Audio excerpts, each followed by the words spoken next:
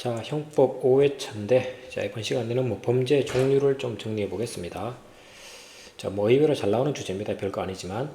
자, 일단 범죄 종류는 여러 가지 기준에 따라서 분류할 수 있죠. 자, 첫 번째 보시면은 결과 발생 여부에 따라서 결과가 필요하다? 당연히 결과범. 다른 말로 결과라는 실질이 필요하니까 실질범 같은 말입니다. 자, 다음에 두 번째, 결과가 없더라도 일정한 거동만 있으면 범죄가 되는 거 당연히 거동범이겠죠. 그리고 거동이라는 형식만 있으면 되기 때문에 같은 말이 형식범입니다.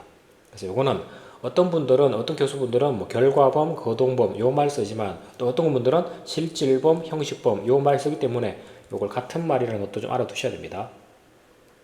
자, 일단 의의는 설명드렸고, 구체적 예에서 결과범은 대표적으로 결과 필요한 거 살인죄 사망, 상해죄 상해 이런 결과 필요한 것들이죠. 대부분의 범죄들.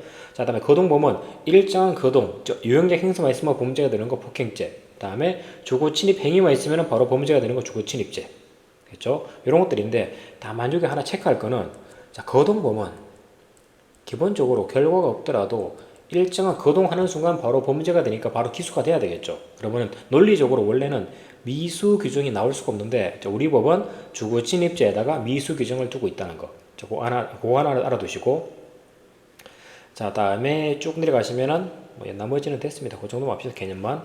자, 다음에 침해범과 위헌범. 말 그대로 보호법익에 대한 침해가 있어야지 범죄가 되는 게 침해범이고, 자, 침해가 없더라도 침해에 관한 위험성만 있어도 범죄가 되는 게 위헌범입니다. 그리고 대다수 범죄들은 결과범들은 당연히 침해범이죠. 침해범. 자, 이제 여기서 주의할 거는 위헌범. 옛날 말로 이제 한자로 위태범. 자, 이거는 보호법익이 침해되지 않더라도 침해될 수 있는 위험 상태만 야기가 되면 그 자체로 범죄가 되는 겁니다. 즉 구성요건이 충족되는 거죠. 자, 여기서 이제 구별할게. 자, 다시 위헌범도 그 위험이 현실적 위험이 돼야 되는 거. 이게 일부 범죄지만 구체적 위헌범. 그리고 대다수 범죄는 위험 상태만 되는 추상적 위험만 있으면 범죄가 되는 거. 이게 추상적 위헌범입니다. 그래서 별말 없으면 대부분 다 추상적 위헌범인데, 자, 법 규정 자체에서 어떤 위험 이런 식으로 규정되어 있으면 그게 다 구체적 위헌범이 됩니다. 이거는 좀 외워둘 필요가 있는데, 여기 보시면은 구체적 위험에서는 현실적 위험이 있어야지만 범죄가 되는 것들이죠. 그죠? 밑에 보시면 그래서 조문에 구성요건에 위험이라는 용어가 들어가 있기 때문에 당연히 위험 자체가 객관적인 구성적 요소입니다. 그러니까 당연히 고의에서 인식 대상이 되겠죠. 이 부분이 있으면 잘 나오는 겁니다. 그래서 대표적인 것들이 다 방화죄죠. 내 물건에 관한 방화죄, 또는 내 건조물에 관한 방화죄, 그다음에 일반 물건에 관한 방화실화죄, 이런 것들이 기본적으로 조문 자체에다가 위험이라는 문구가 들어가 있는 거죠. 이렇게. 자, 그리고 밑에 대부분 다 중자 들어가는 범죄도 보통 결과적 가중범이다 보니까 위험이 조문에 들어가 있는 구체적 위험범입니다. 자, 그리고 특히 별말 없으면 생명에 대한 위험이 중상해, 중골행사 방해, 중유기 이런 것들 외울 필요 없습니다. 기본은 생명이다. 다만 여기 있는 것처럼 생명, 신체에 대한 위험이 하나 있죠. 중손괴죄. 그래서 생신날 찾아가서 손괴한다. 그러니까 생신손괴 하나 있고, 자, 다음에 주의할 거. 다만 중자가 들어가 있지만 중체포감금죄는 결과적 가중범이 아니고, 여기서 말하는 중은 체포감금에서 가혹행위 하는 겁니다. 머리 자르고 때리고. 자, 요건 그래서 중 자체가 결과적 가중범이 아니다 보니까 구체적 위험범이 아닙니다. 그래서 나머지는 됐고, 요 두 가지만 좀 기억해 두십시오. 그래서 생신손괴, 다음에 중체포감금은 가혹행위. 자, 그 정도만 됐습니다. 자, 그리고 제일 많이 나오는 게 이거죠. 적시범, 상태범, 계속범. 물론 적시범하고 상태범을 같다고 보는 개념도 있지만 구별을 하는 게 맞습니다. 기본적으로. 자, 이거는 범죄가 일정 시간 계속이 필요하다. 계속범. 그다음에 잠깐 행위하는 순간 바로 범죄가 끝난다. 적시범, 상태범. 이렇게 되는 겁니다. 자, 그래서 일단 적시범은 대표적으로 국무이탈죄들인데, 요거는 기소가 됨과 동시에 범죄가 끝나버립니다. 됐죠? 그러니까 공소시효도 끝난 시점에 바로 진행돼 버리겠죠. 대표적으로 범죄단체 조직죄 아니면 국무이탈죄. 얼핏 보기면은 국무를 이탈해서 좀 도망 다녀야 될 것 같지만, 요거는 철조망을 넘는 순간 바로 기소가 되는 겁니다. 그냥 적시범. 자, 그리고 요거랑 이제 비교해야 되는 게 계속범. 요거는 범죄가 되기 위해서는 일정한 시간적 계속이 필요한 거죠. 대표적인 게 체포감금죄. 붙잡아서 일정한 시간이 지났을 때 기소가 되는 거죠. 그래서 우리 판례 중에는 체포죄 또는 체포감금죄 미수가 하나 있죠. 그게 강간 피해자가 도망가니까 따라가서 팔을 붙잡았는데 뿌리치고 도망가 버렸죠. 거기에 대해서 우리 판례가 체포감금 미수로 본 겁니다. 그래서 계속 봅니다. 그리고 시험에 많이 나오는 거 일반 교통방해죄.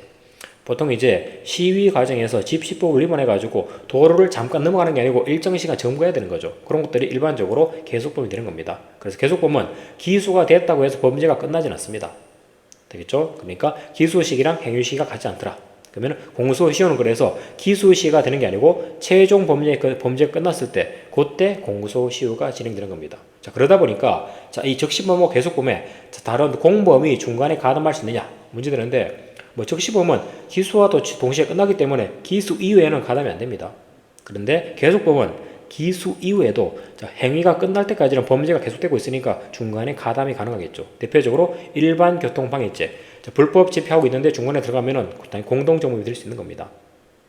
자, 그 정도 하시고, 자, 다음에 이제 좀 더 용어가 이제 낯선 것들이 일반범, 신분범, 자수범. 일반범은 일반이니까 누구나 할 수 있는 범죄. 그리고 신분범은 말 그대로 일정한 신분 있는 자만 할 수 있는 겁니다. 이게 이제 특히 까다로운 부분이 형법 33조에서 공범과 신분 여기서 살짝 까다로운 게 있죠. 별건 아니지만 자, 그래서 신분은 신분이 있어야지만 범죄할 수 있다. 진짜 신분, 진정 신분범 또는 이게 다른 말로 구성적 신분 이렇게 얘기하죠. 대표적으로 수뢰죄입니다. 수뢰죄. 자, 그리고 부진정 신분범은 신분이 없어도 범죄를 할 수 있는데 신분이 있으면 형이 가중되거나 감경되죠. 그래서 이거는 가감적 신분범 그렇게 얘기하는 겁니다. 대표적으로 업무자들 간의 업무상 배임, 업무상 횡령. 그리고 우리 판례는 행위 관련되는 여기 모해라든가 모해 목적이라든가 상습성 이것도 신문으로 봐버리죠. 됐죠? 자, 그리고 밑에 자수범은 스스로 자자고 손수자입니다. 즉 내 손으로만 해야 되는 범죄. 자, 대표적으로 위정죄라든가 도주죄죠. 됐죠? 그리고 아닌 것들은 강제 추행죄 이거는 간접 정범 형태로 할 수 있기 때문에 자수범은 아닙니다. 이것들은. 자, 보통 이제 시험에서 말장난 많이 하는 게 신분범하고 자수범 두 개를 바꿔버립니다. 글을 싸기 때문에. 되겠죠? 자, 넘어가시고. 자, 다음에 목적범, 계양범, 편범인데 이거는 목적범 정도 아시면 됩니다. 자, 목적은 원래 구성 요건은 자, 객관적 구성 요건 요소가 있고 이거는 그냥 조문에 쓰이는 것들입니다. 다음에 자, 주관적 구성 요건 요소가 있는데 이게 바로 고의죠. 자, 고의라는 것은 객관적 구성 요건 요소에 관한 저게 인식과 의사입니다. 뭐 살인죄라면은 자, 저거 사람인데 자, 저거 죽이자 이렇게 고의가 되죠. 그래서 이 고의는 과실품 빼고 모든 범죄에 일반적으로 다 필요하기 때문에 이게 일반적, 주관적 구성 요건 요소가 됩니다. 자, 그런데 자, 목적범 같은 경우는 특수한 목적이 있어야 되겠죠. 뭐 출판물에 따른 명예훼손은 비방의 목적 이런 것들처럼 자, 목적은 고의 이외에도 추가적으로 더 필요한 거기 때문에 그죠? 고의에서 플러스 알파죠. 그래서 초과 주관적 구성 요건 요소가 되는 겁니다. 자, 그 정도 하시면 될 것 같습니다. 자, 문제 봅시다. 자, 1번 거동범이란 구성 요건 내용이 결과 발생을 요하지 않고 규정된 행위를 함으로써 즉 일정한 거동 형식만 취함으로써 바로 범죄가 되는 겁니다. 다음에 2번 자, 결과범의 경우에는 행위랑 결과가 인과관계 당연히 있어야 되겠죠. 근데 거동범은 행위하는 순간 기소가 돼버리기 때문에 원칙적으로 인과관계 문제는 나오지 않고 그리고 행위에 있으면 바로 기소가 됩니다. 자, 맞고 다음에 세 번째 상태범은 자, 기소 시부터 공소 시효가 바로 진행됩니다. 다만 자, 계속범과 다르게 또는 즉시범과 다르게 위법 상태만 계속 남아 있는 거죠. 그래서 기수 후에 공범 가담은 안 되는 거고 자, 그 남아있는 위법에 다른 사람이 들어오게 되면은 그래서 절도죄 위에 다른 사람이 들어오게 되면은 거기에 대해서는 별도로 작물 취득 같은 다른 범죄는 될 수 있죠. 공범은 안 되는 거고 범죄가 끝났으니까. 다음에 네 번째 계속범은 기소 시부터 공소 시효가 진행되는 게 아니고 최종 범죄 종료 시부터 진행하죠. 그리고 범죄가 계속되고 있으면 기소 이후에도 공범 가담한 거죠. 앞에 잘못된 앞에가. 다음 5번 자, 무단이탈죄 이거는 담 넘는 순간 기소라고 그랬죠. 그래서 계속범이 아니고 즉시범. 다음 일반 교통방해죄는 뭐 도로를 잠깐 넘어가가지고 일정 시간 지나야 되니까 즉시범이 아니고 계속범. 그렇죠? 자, 그렇게 보시면 되겠습니다. 자, 이제 개념 채우기. 자, 뭐란 구성요건 일정한 거동 외에 침해 결과 발생 또는 구체적 위험의 발생을 요건하는 거. 뭐 당연히 요거는 결과범이 당연히 보이나? 당연히 결과범이 되겠죠. 결과범. 자, 다음에 두 번째, 일정한 거동만 있으면 범죄가 되고 결과가 되고 그다음에 결과 발생을 이루어지지 않는 것, 당연히 거동범이죠. 거동범. 자, 다음에 자, 구성요건적 실행위가 시간적 계속을 필요로 하지 않고 자, 결과 발생과 동시에 위험과 동시에 범죄가 완성되고 종료되는 범죄. 다시 구성요건적 실현행위가 시간적 계속성을 필요하지 않고 뒤에 구성요건 결과 발생과 동시에 범죄가 완성되는 것. 당연히 즉시범이죠. 즉시범. 다음에 10번 요거 정답 밑에 표시 없습니다. 보시면 구성요건의 요건이 행위 주체에게 일정한 신분을 요구하는 범죄. 당연히 신분범. 신분범. 자, 다음에 행위자 자신이 직접 구성요건을 실현하는 거. 자기 손으로 해야 되니까 이거는 자수범. 자, 다음에 주관적 구성요건 요소로서 구성요건 고의 이외에 일정한 행위의 목적을 필요로 하는 범죄. 당연히 목적범이겠죠. 목적범. 자, 다음에 기출된 주관 객관식 문제. 계속범에 관한 설명 옳지 않은 것. 1번 체포죄는 계속범으로서 체포행위에 확실히 사람 신체의 자유를 구속한다는 시간적 계속이 있어야지 되는 범죄죠. 계속범. 그래서 붙잡았는데 뿌리치고 가게 되면 체포죄 미수가 되는 겁니다. 다음에 2번 범죄 단체 조직도 가입하는 순간 바로 기수입니다. 즉시범이야. 즉시범.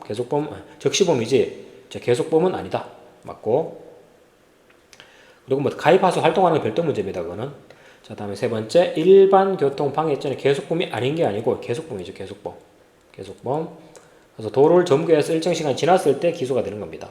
잘못됐고. 다음에 범인 도피도 이건 도피하고 있으면 범죄하고 있는 거죠. 그러니까 계속되는 동안에는 도피도 계속되기 때문에 타인이 이걸 알면서 중간에 공동 범위를 가지고 공모해서 가지고 가담하게 되면은 당연히 범인 도피의 공동 정범이 될 수 있는 겁니다. 그래서 잘못된 거니까 3번을 찾으면 되겠죠.